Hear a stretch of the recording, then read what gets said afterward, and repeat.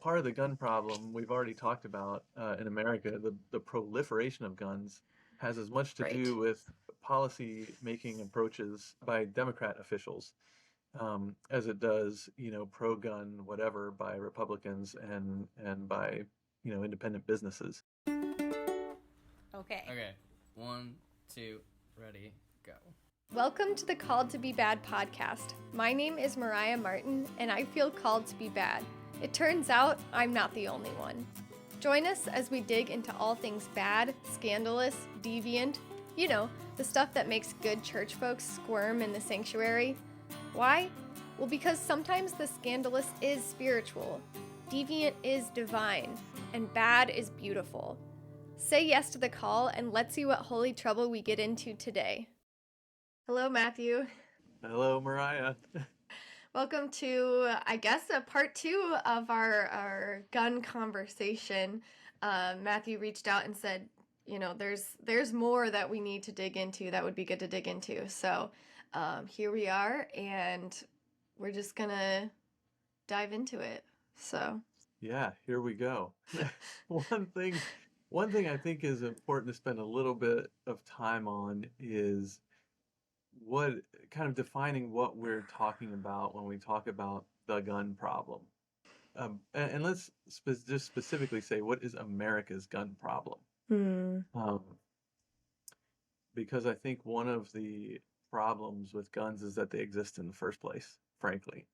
It's a technology um, that amplifies our ability to wound, kill, and destroy Mm-hmm. tremendously, while minimizing, like really minimizing the amount of effort required to do that.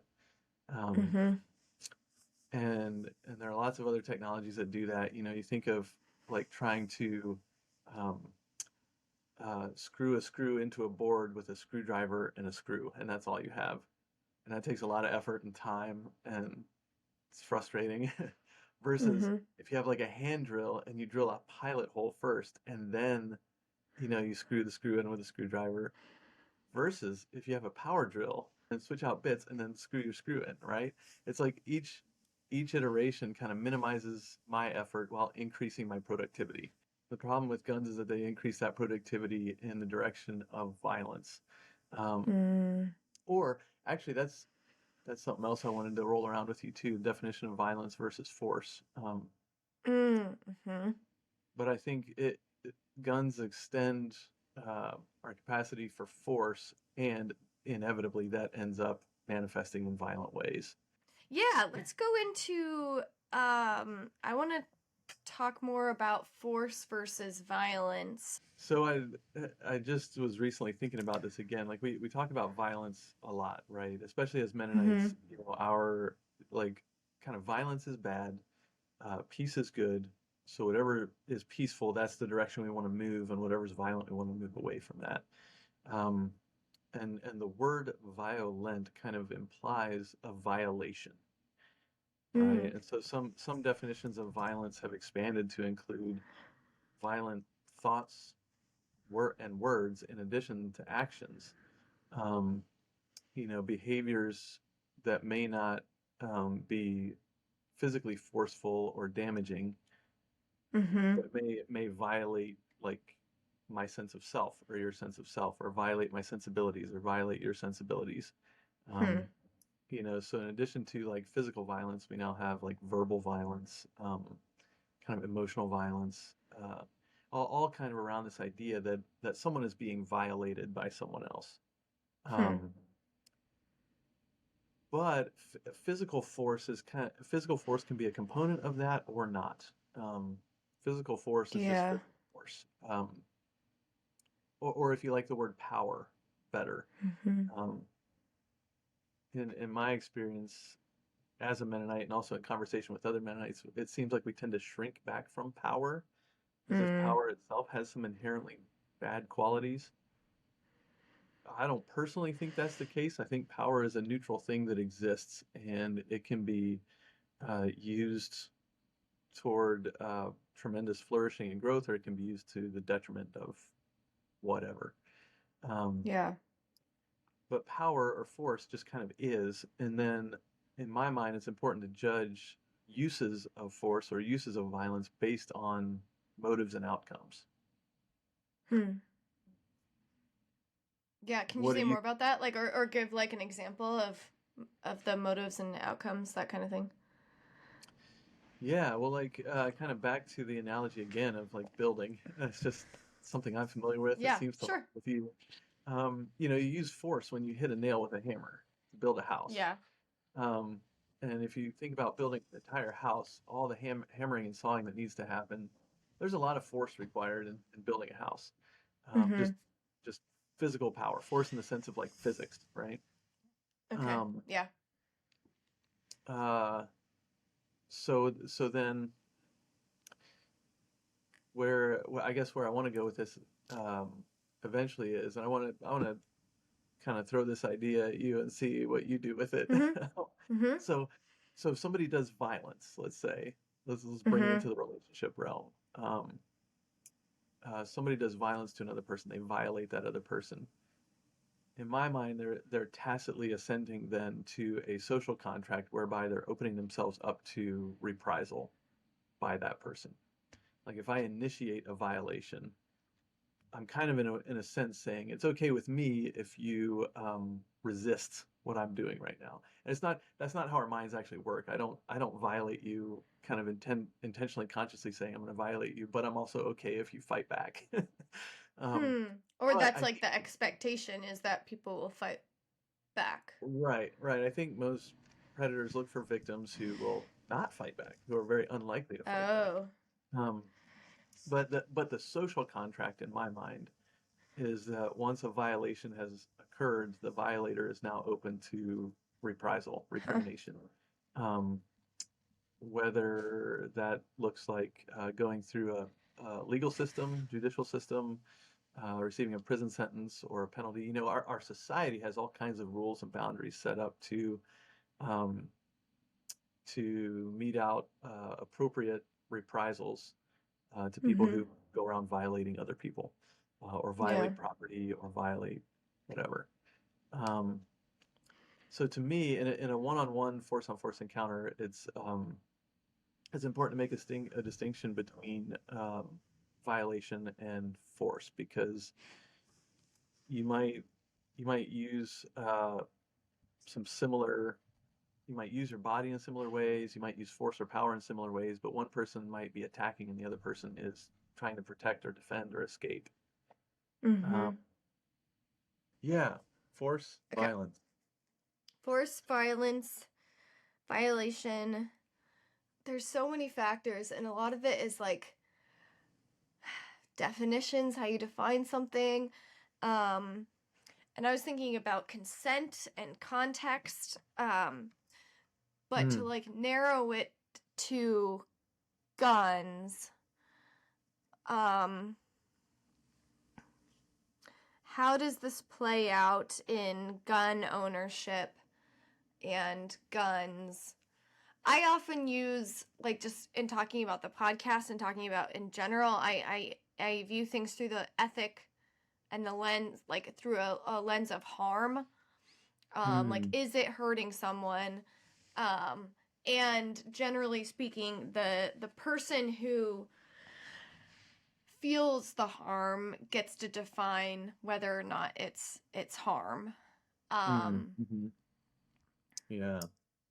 especially or maybe only, I don't know, I'd have to play more with this, but if there is a power imbalance, then it's the person who is harmed Mhm.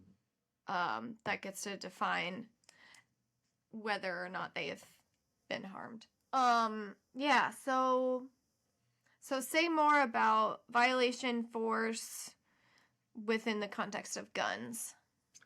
Yeah, so I think all of that to just kind of play devil's advocate a little bit,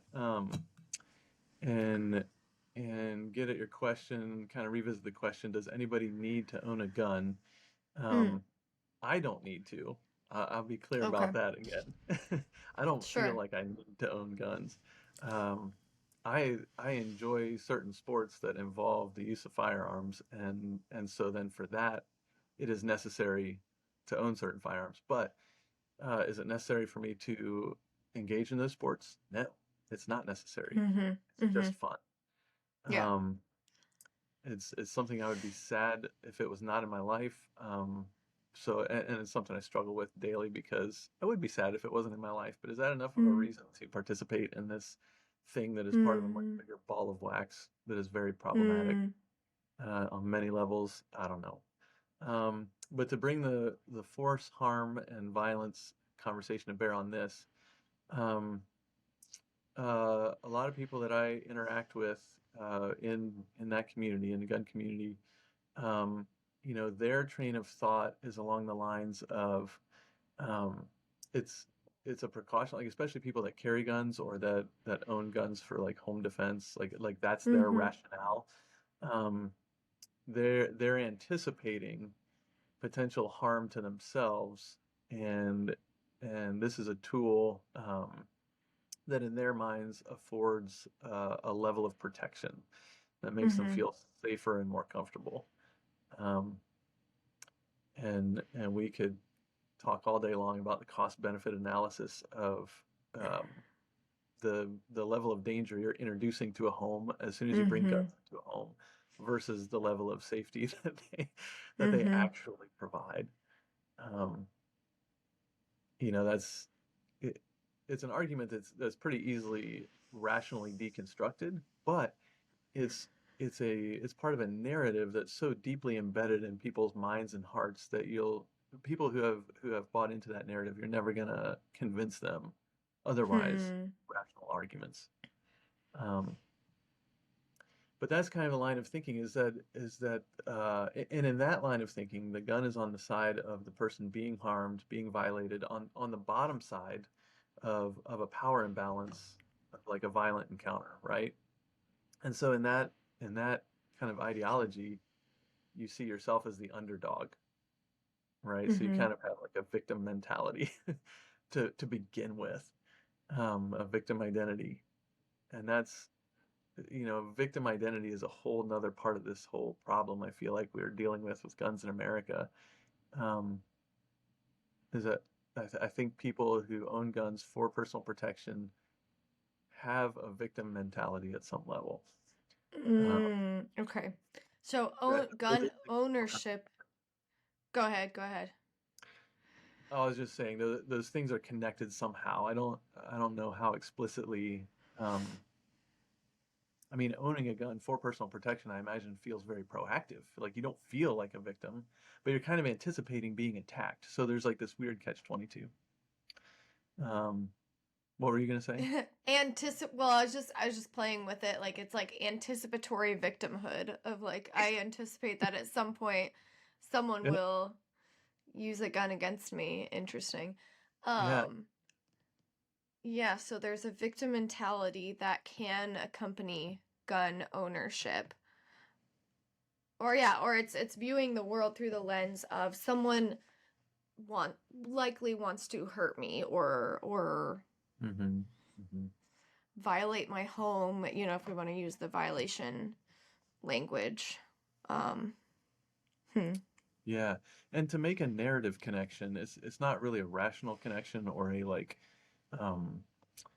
sociologically like sussed out kind of connection. Yeah. But I think the way then that American identity gets tied into that, like if you're not pro Second Amendment, you're just not American. Yeah. Is kind of this story about America as the scrappy underdog, right? Talking about the Revolutionary War. There's plenty of stories about the Civil War, about how the Union was so outnumbered and they were in such dire straits, and the Confederacy had the upper hand, and then somehow the Union, the scrappy underdog, right? That's like that's deeply embedded in what it means to be American, which again, now sociologically just isn't true. Like we are one of the world empires. Yes.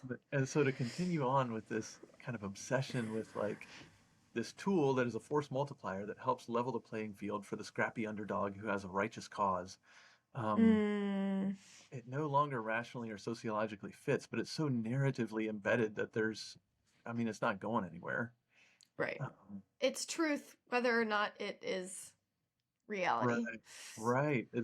It's the world that a lot of Americans continue to create through the Yeah. stories that we continue to tell about ourselves, right?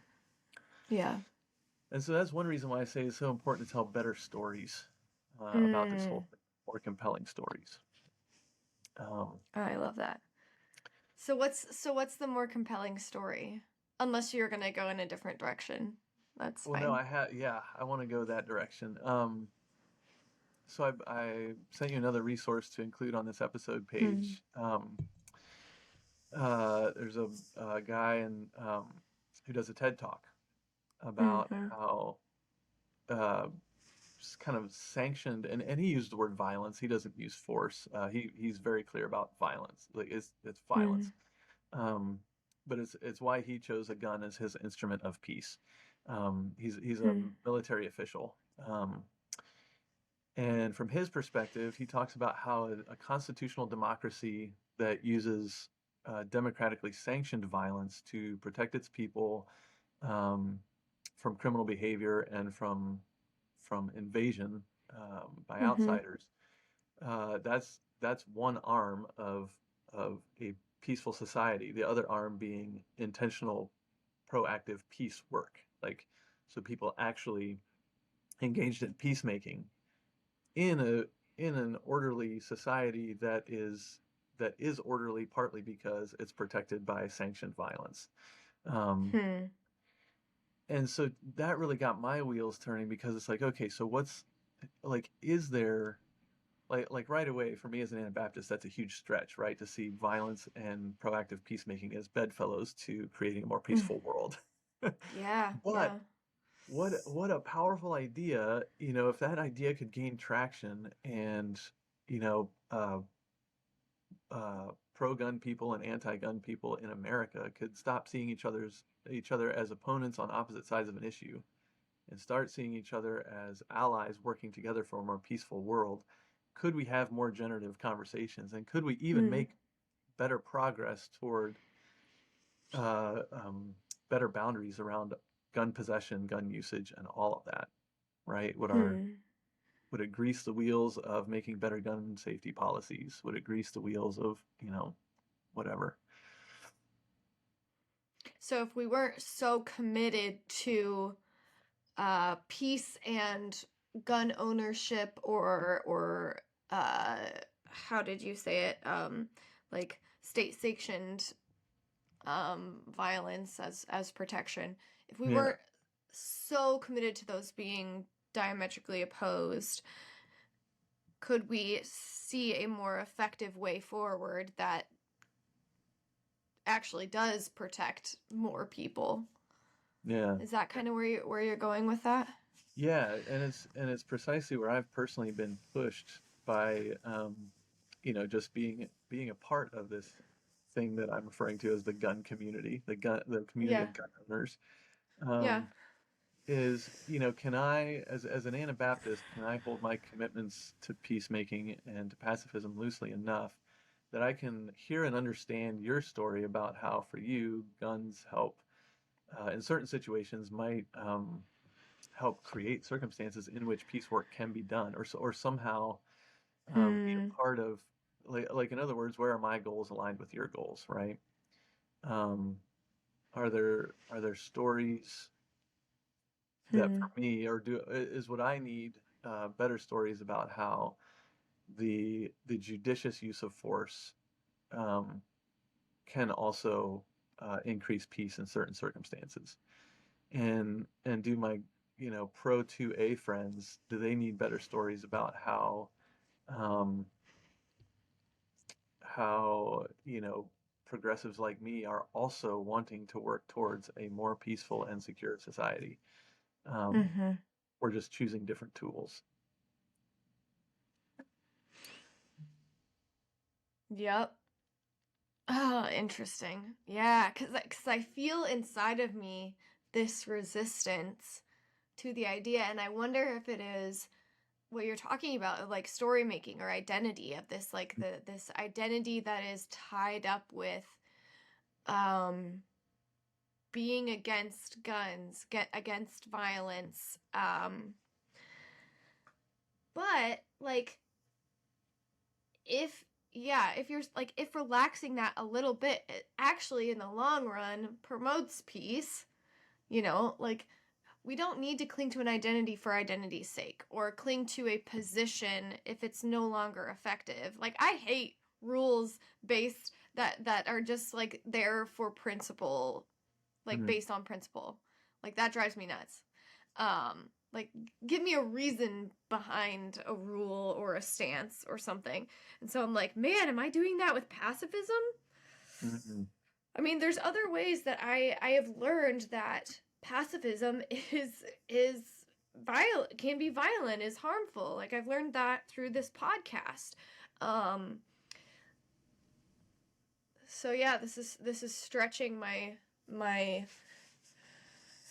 idea of what is actually, like, what does reduce harm. Like, does pacifism reduce harm, or are there other ways to do that work more effectively? Mm-hmm. Yeah. Oh, and what you said about like defining ourselves in terms of what we're against. Um, Mm-hmm.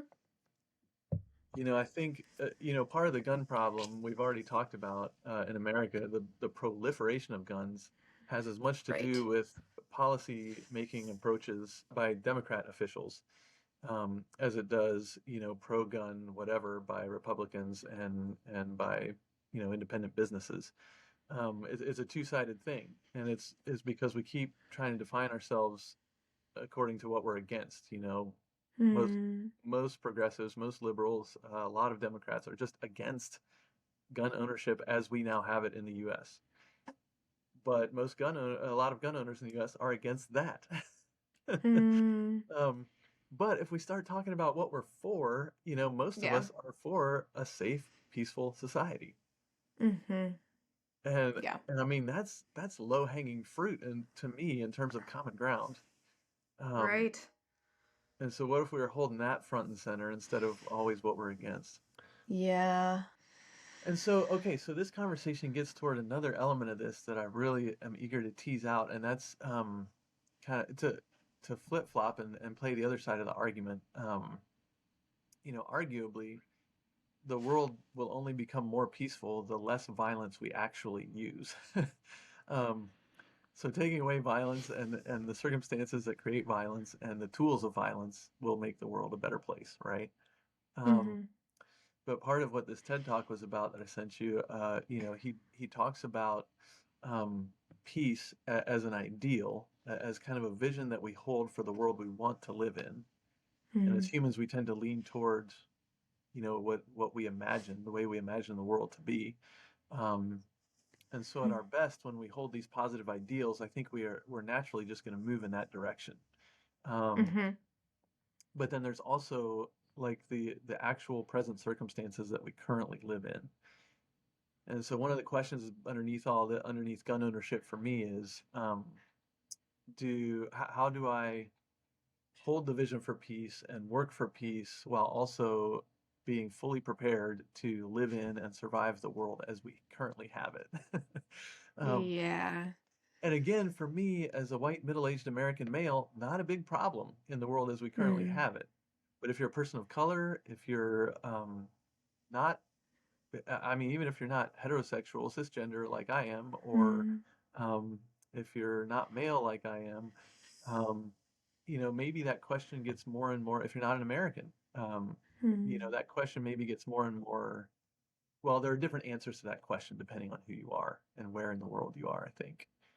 Yeah. Um, so again, for me, kind of coming back to constitutional democracy and privilege and gun ownership, part of the reason I say it's not necessary for me to own guns is because our political system, our society, our economy even is kind of geared to look after me and my needs and people Mm. like me, right? Um, but there's this whole swath of, interestingly, um, white, heterosexual, mostly male people who do feel left behind or underserved or not served well. looked after by the system as we have it. Right. And so then you get back into that scrappy underdog kind of mentality. If you're a poor white hetero cis male who doesn't have a lot of hope for the future or prospects in life, and or feel like you don't, and so then you start looking for force multipliers, especially if you're alone, if you're disconnected, if you don't have a community of support around you or an adequate social safety net. You start to look for more and more maybe aggressive ways to take care of yourself.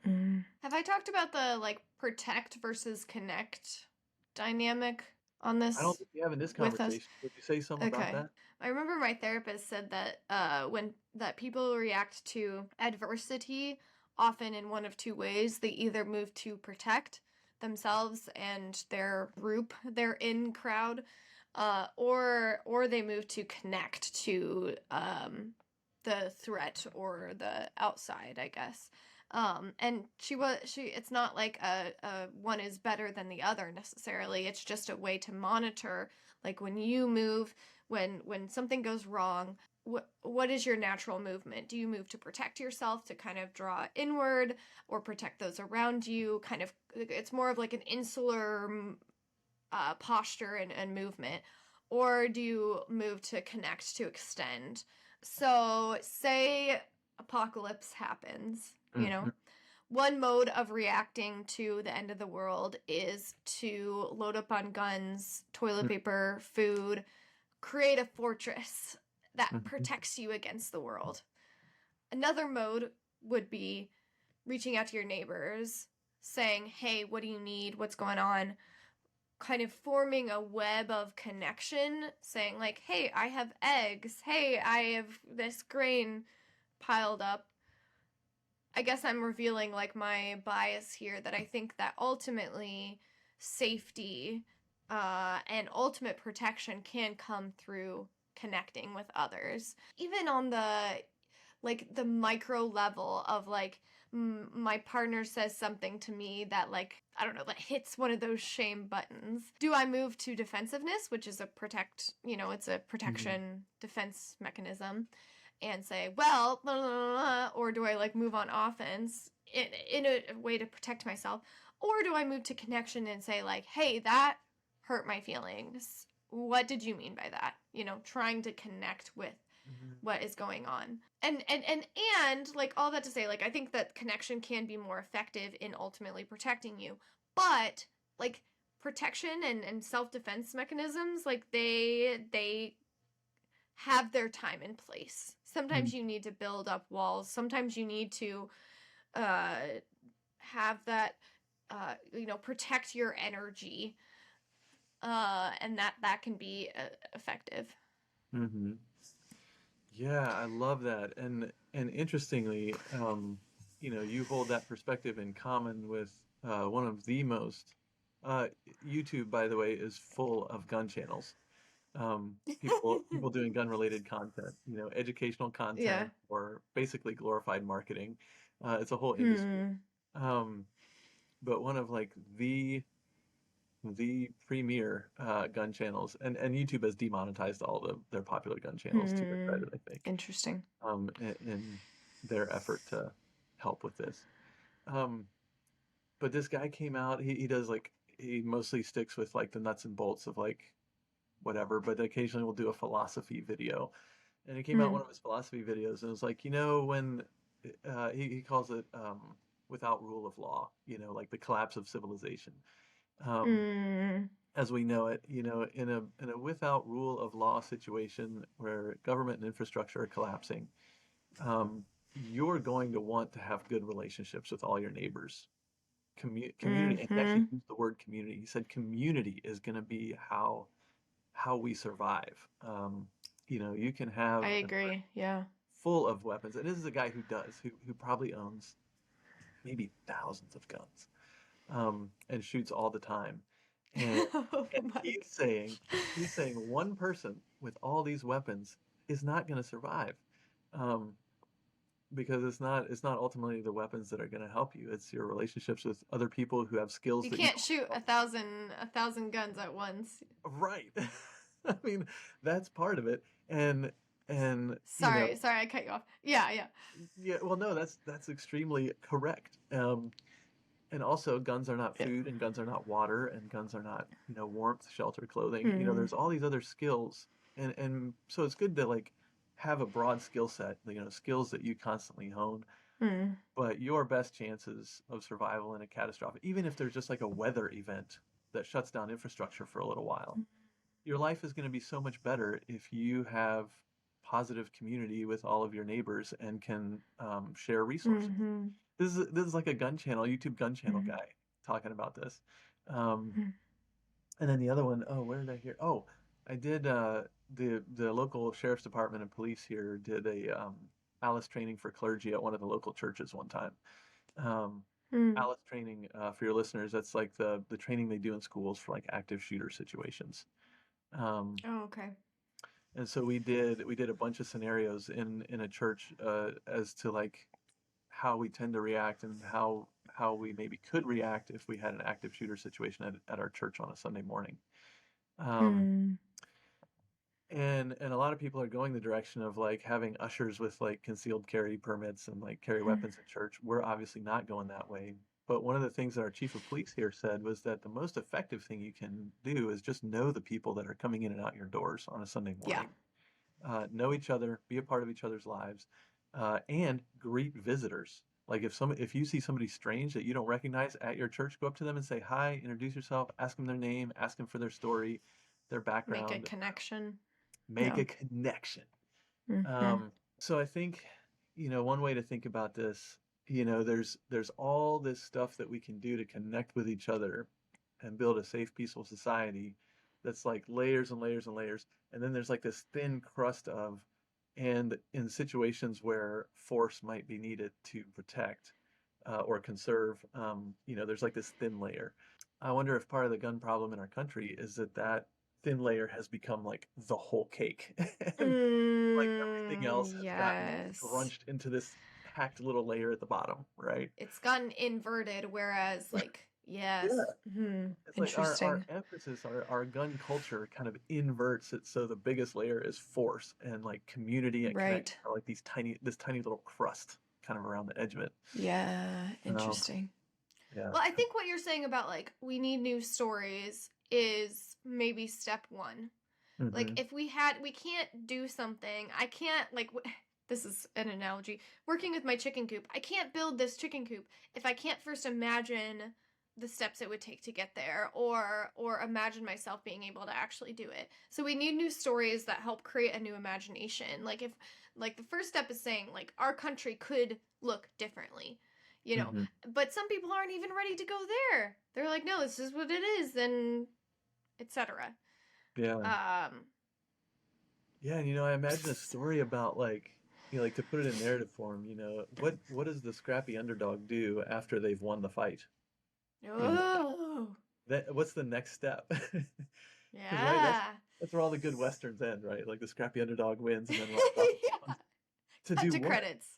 Yeah, it's like okay, Yeah, so to now what end? the scrappy underdog has emerged Yeah. victorious. So now the scrappy underdog is kind of in charge of things. And then part Um, 2 is the other underdog that comes and now challenges the what's the opposite of underdog? the overdog. Overlord. Yeah, the overdog. Yeah. uh Yeah. yeah. Or even So just like how do you get from like what is the transition? What is the developmental process of scrappy underdog right. victory? Because you always lose something in that victory too, right? You receive a wound of some Mm. kind, but you also gain wisdom in exchange for what you lose.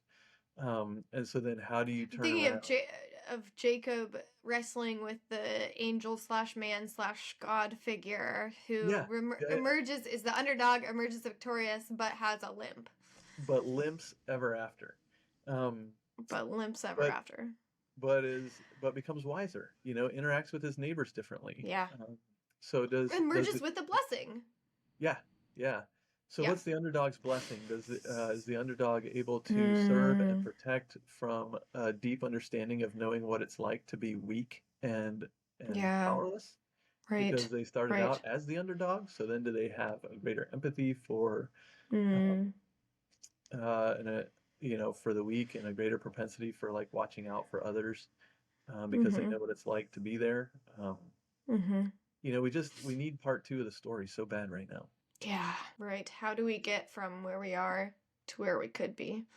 Yeah, and Someone maybe tell us in the comments. Figure it out for us. yeah, right. Yeah, Yeah. So yeah, step 1 is new stories. What's step yeah, 2? I saw this thing online that was like, I think we all can agree that like everyone could benefit from therapy. And mhm, it's like we all could benefit from therapy because the issues that we struggle with are systemic. They affect yeah. everyone. And I was like, oh, damn. Mic drop. Like, yeah. Like, Yeah, I mean, I like knew that, but that put it in perspective a little bit because I'm like, yeah, everyone go to therapy. Wait, why do we all need therapy? yeah. Because the issues are systemic. Isn't it great when Lord somebody have mercy. distills it down into Yeah. such a like little nugget of truth? Essential. Yeah. Yeah, Yeah. yeah. Well, Step 1, new stories. Step 2, yeah, everyone go to therapy. Step 3, uh, uh, uh, societal reform. yeah, I don't know. yeah. I'm gonna go this route for you. Maybe somewhere along there, step 2 or 3 or 15 or whatever. Um, and because this is who I am and what my work is, worship the Lord. Uh, Sorry. Yeah, okay. Okay, say more. Say more. let me unpack that a little bit. Yeah. Um, yeah, so when I say the Lord, it's very tongue in cheek, but what I'm referring to is kind of Yahweh, right? And specifically the strain of Old Testament thought and storytelling that sees Yahweh as particularly concerned with the plight of the weak and the defenseless and the poor and meek. So like the widow, the orphan, and the poor, right? That plays like a broken record throughout the Old Testament prophets. Yahweh is for the justice and equity for the widow, the orphan, and the poor, um, which is a list of people that just means everybody who's vulnerable and weak or feels vulnerable and weak. Mm, Um, so there's a bunch of other gods in the Old Testament too. Um, one of them is Molech or Moloch. We don't nobody really knows how to pronounce it. Um, and Moloch functions differently. Moloch to my understanding, is an inherently kind of violent god, which a lot of the ancient gods are. Um, but Moloch can be recruited and deployed through sacrifice. Um, mm, so you can kind of gain Moloch's favor by doing something violent, and then he'll do something violent on your behalf, be it mm, protect you from your enemies or grant you victory as you go to attack your enemies or whatever. Um, and part of the deal is, in at least, and biblical literature attests to this. In ancient Moloch worship, is that you sacrifice a child, like your mm, child. Um, and there's other allusions to this in the Hebrew prophets. Is it Micah? Shall I sacrifice the fruit of my loins for the sin of my soul? There's some poetic mm, expression of this idea that child sacrifice in the ancient world was not unknown uh, to the Israelites. And I look at the way we think about guns in America and the way and the sacrifices we're willing to make in order to protect this quote unquote right that we have to bear arms, where we're more concerned about having the freedom to own guns and use them however we want than we are about protecting school children from active shooters. mm, And at some point it feels like that, well, it begins to feel to me like, well, that's just a cost we're willing to pay for the lives of our school children, for our Second Amendment, freedoms. And any pro 2A person would just be appalled that I just said that. But to bring it into What is the response? How would they respond though? Like, how do you? Because it's like, at this point, I don't know, because it feels like that's what we're doing, is that we're willing to yeah, make these sacrifices in exchange for the freedom to use violence to defend ourselves from whatever antagonism we imagine, right? I think that would be my first my question to someone who is pro gun ownership in the use of self-defense or the use of like using guns on people rather than like guns for sport or hunting is it worth all the children who have been sacrificed in order to uphold this right? But Yeah. Well, and if I could put even kind of a grosser point on that for a minute, I want to move away from talking about individuals and kind of people's ideals and just acknowledge the massive industry around gun ownership and gun policy making in our country. There's a huge industry around guns and gun ownership and gun sports, and a lot of people are prospering greatly from this gun industry. Like, there's a lot of money to be made, and everybody who's making a lot of money from this situation has a vested interest in keeping it that way, and are doing so at the expense of lives lost in this country, in our current situation. And to me, economic prosperity,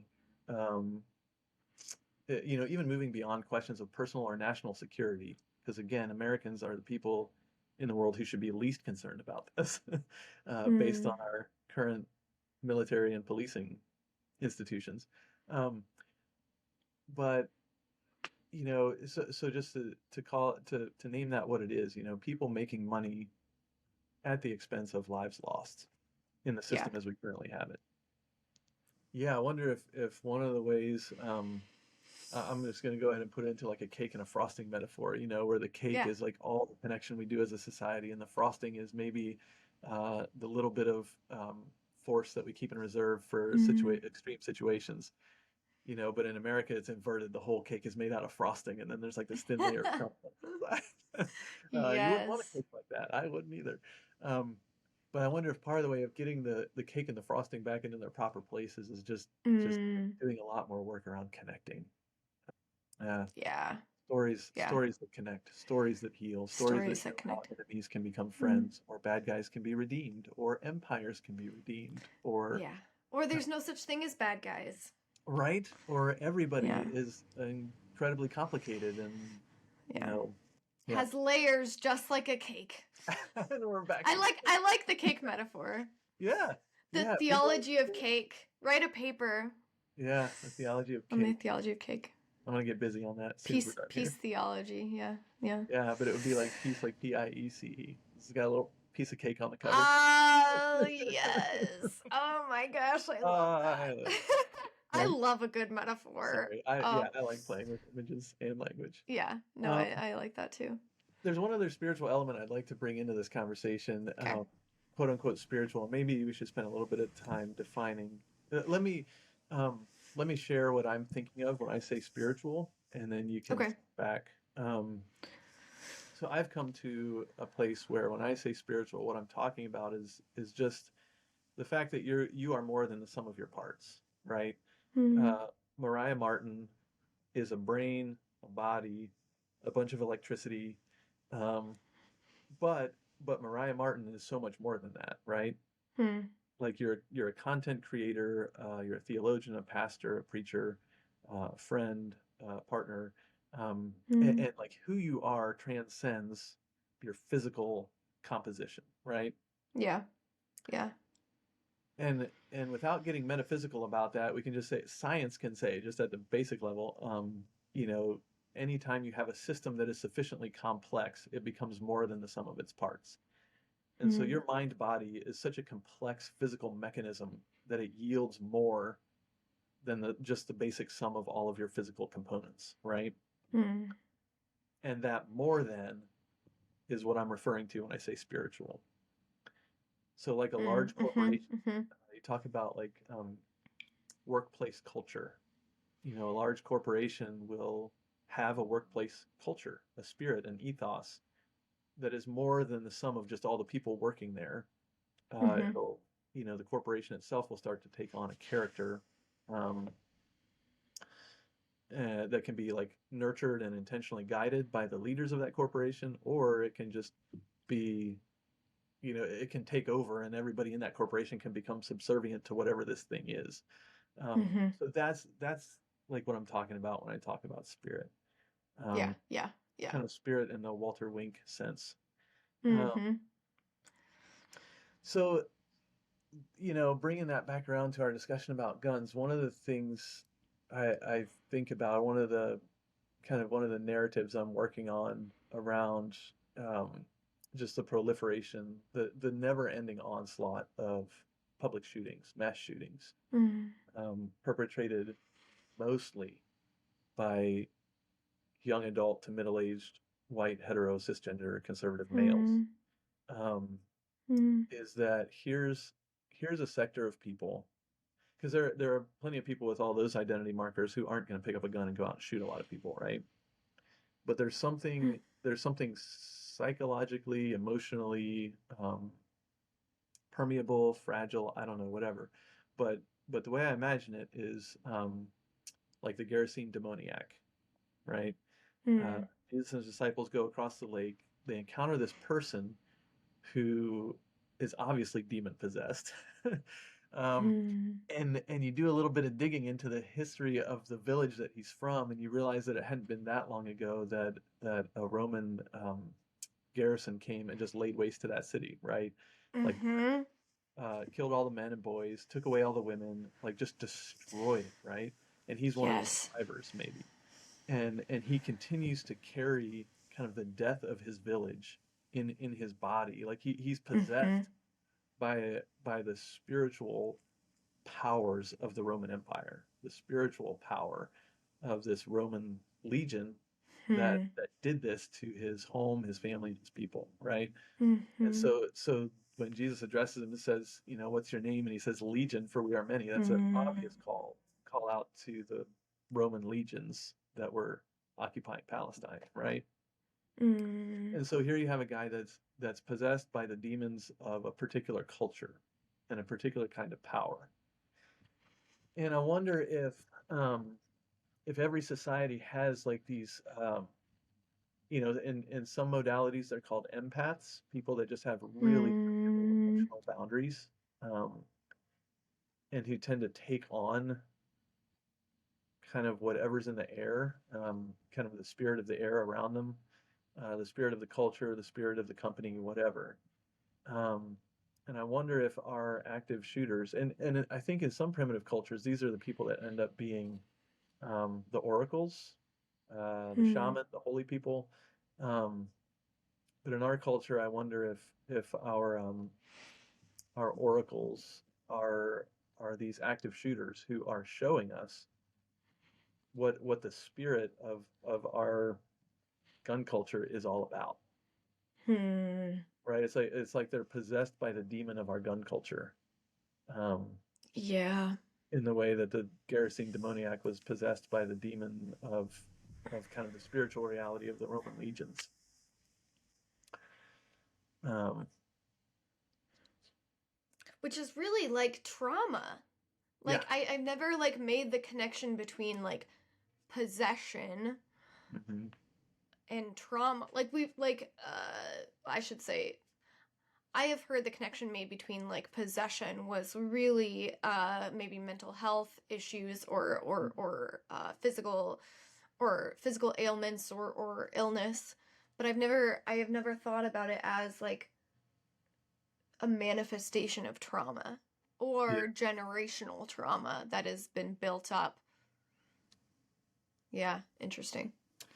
Yeah, and that's, you know, the interesting thing about demon possession is that it kind of catches all of that, right? Like because Yeah. trauma lodges in our brains, which affects how we think and feel, Yeah. and also how our bodies function. So, you know, you can have incredible Mm-hmm. physical symptoms of trauma, also Yeah. long-lasting psychological and for sure emotional symptoms of trauma. Yeah. And so you think of spirit as the whole ball of wax, mind, body, and the more than the sum of its parts. Hmm. Yeah, I mean, we don't really talk about demon possession in sophisticated, educated circles anymore. Mm-hmm. But to me, that's the spiritual component of trauma that we're seeing. Mm-hmm. Yeah, I had not thought about like the oracle, like the I've heard people like the idea of like the highly sensitive person or like empath, like you were saying, is would have been like uh the king's, oh gosh, what was it called, like the king's Like a seer. advisor, Yeah, right? The seer, the interesting. yeah, the sage or the wise woman. Exactly, yeah. Yeah, and I man, what do we do with that person who is clearly traumatized and they're just like hemorrhaging pain? Yeah. But like I don't want to empathize because it's like, okay, a lot of us are traumatized, but we don't take it out on innocent people, but clearly you need help. I don't know. Yeah. Yeah. Yeah. Yeah, and it's interesting to hear the voices from the gun community kind of casting these events as in the myth of redemptive violence, kind of good guy, bad guy Yeah. narrative of Yeah. like, well, these were just monsters. These were horrible, Yeah. horrible people. Yeah. You can't even hardly think of them as human. Mm-hmm. Which is to completely miss the mark, right? Because they are human. Mm-hmm. And very few active shooters are left to explain to us why they're doing what they're doing, because so many of them then turn the weapon on themselves. Yeah. And most of the rest are taken out by law enforcement Mm-hmm. officials then. And so we don't get to ask them, why did you do this? Why? Like, what were you thinking? What were you feeling? Like, what was the journey that you went on that brought you here? Mm-hmm. And I have a feeling that if we could ask those questions, the answers would have to do with, deep emotional trauma as a result of being emotionally infiltrated, penetrated by, toxic masculinity, kind of extreme American political conservatism gone to seed, victim identity, all the whole ball of wax that leads people And probably Christian victim complex. Like, yeah. or like what did you say? You said righteous, like the righteous cause of Yeah. So I wonder if these individuals who do these horrible things are people who are afflicted by the culture, but also on some level maybe by the deep knowledge that this culture is self-destructive and it doesn't go anywhere. And so then the pervasive hopelessness of everything that we hold up as being good and patriotic and American actually just peters out in self-destruction. And wise civilizations listen to their oracles. They pay attention. So what would it be like to try to pay attention to these as the spirit that we're cultivating as manifestations of the spirit that we've been cultivating, that the gun culture has been cultivating, and that Americanism has been cultivating, American nationalism. Right, rather than trying to explain it away. And we do that within Christianity too. Well, like, when Christian extremism results in violence, we'll say like, oh, that's not hashtag not all Christians, that's not real Christianity. Yeah. What if we actually learned from this or recognized this was a symptom of a much deeper issue that, we're all part of the cake, this is not just... We're all in it. It's not like you and I get to sit here and point our fingers at other people. We're all participating in it. I think that protection versus connection thing is so helpful because, then you can talk about quantities. Is your primary mode to connect, and you might sometimes have to protect, or is your primary mode protection? And sometimes you might connect. Right. You can really play around with that. Yeah. Love it. And again, I don't think it's one is better than another. Right. It's just, what is your go-to, do you protect rather than connect, or connect rather than protect in the appropriate context? Yes. Because I think there is an appropriate context for both. Yeah. But sometimes we might protect when the appropriate context calls for connection. When the context calls for connection. And to bring it back around again to, I want so badly for these active shooters to have to impart to them some degree of humanity, right? To understand what's going on. And so maybe with these people, it's individuals that arrive at a place where connection for them no longer exists. There's zero connection. So if there's a balance, connection just shrinks until it's gone, and then all that you have left is force, which becomes violent when you're not connected to anything. Yeah. I'm with you there. So how do we effectively wrap up this conversation? Where do we want to leave our listeners? I might circle back to to what you brought today, the question about connection and protection. If I am encouraged by that to think like that has brought clarity to my thinking about, as a gun owner and a Christian and an Anabaptist, how do I balance and prioritize engaging in connective activities versus protective activities? And I now have a very clear image of that, and so I would offer that to all of your listeners as an image for them to help discern, what are you doing in the world that is connective, and are you also holding that in balance with, protecting that which is good. I'm encouraged by the idea that we can look for congruence where connection and protection overlap. Sometimes connection is protection. Exactly. Right? Yes. 100%. And there might be some protective activities that are also connective. It's not necessarily either or. Yeah, and no, to all my Anabaptist people, know that you're pro to a Trump flag flying, gun-toting neighbor is a human being who's having a human experience, and who is just as invested in ideals of peace and safety as you are. And so maybe that can be your starting point the next time you see them and have a chat with them. And also know that that every active shooter started out as a person, just definitely wanting to know that they were loved and accepted, and supported. It makes me emotional thinking of like all the inner child within all of us that just is crying out for that attention, for that protection, for that connection. Is that one way to create a more peaceful world, is to tend to our own inner child that needs that love and care. That the little Mariah within that, I keep this picture on my desk to remind me of the little Mariah that also needs love and care and affection and to just like giggle. And I love this picture. Man, that's a fingerprint of the divine for sure. Exactly. Yeah. Oh, that's beautiful. I can't really add anything to what you just said. That sums it up. That's how I feel like so much in this podcast. I'm like, that is like the hardest thing. Like, people will say things and I'll be like, yeah, I have no response to that. There's nothing to add.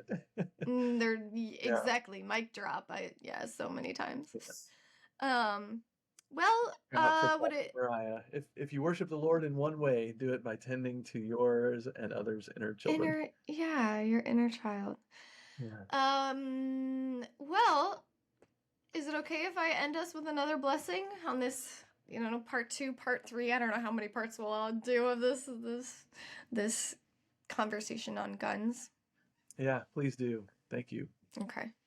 Matthew and all of you beautiful baddies out there, may you go from this episode with the call to tend to your inner child, knowing that all of you, who you are, is cared for and held and loved by our Creator God, and that may you find the context